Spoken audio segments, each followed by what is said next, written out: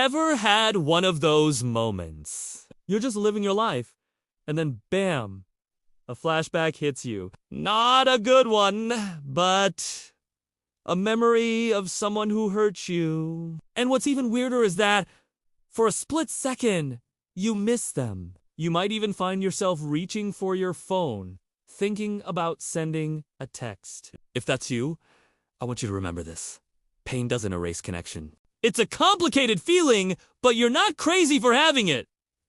Let's talk about why this happens. It's often something called a trauma bond. Now, that sounds intense, but it's a very real psychological phenomenon. A trauma bond is a powerful emotional attachment that forms between an abuser and the person they're hurting. And it happens through a cycle of intense good times and really bad times. Think of it like a roller coaster. You have these amazing highs where everything feels perfect, followed by devastating lows. This repeated cycle of abuse and then positive reinforcement, like apologies or gifts, creates a super strong but unhealthy bond. So what's going on in our brains during all of this? It's a chemical cocktail.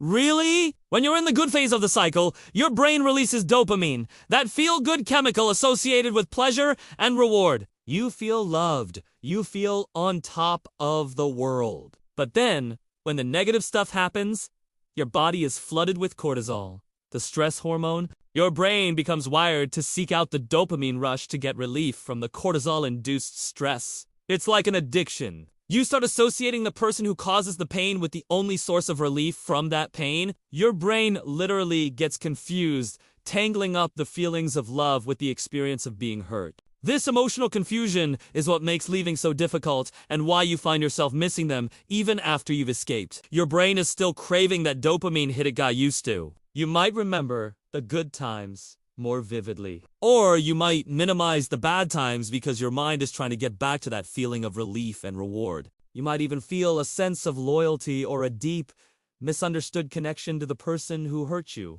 This is the trauma bond at work, making you feel like you need them, even when you know they're bad for you. It's a powerful pull that can keep you stuck or make you second-guess your decision to leave. So, here's the most important thing to take away from all this. Missing them doesn't mean they were good for you. It doesn't mean you made a mistake by leaving or setting boundaries. It just means your brain is healing from a very confusing and difficult experience. It's a sign of the bond that was formed, not a sign of your true destiny. Acknowledging that you miss them is the first step. The next is to remind yourself why you left. Healing from a trauma bond is a process. It takes time, patience, and a whole lot of self-compassion. So be kind to yourself. You're unlearning a powerful, painful pattern. And that's one of the bravest things you can do. If you're struggling with this, please consider reaching out to a therapist or a support group. You don't have to go through this alone. Thanks for watching, and remember to take care of yourselves.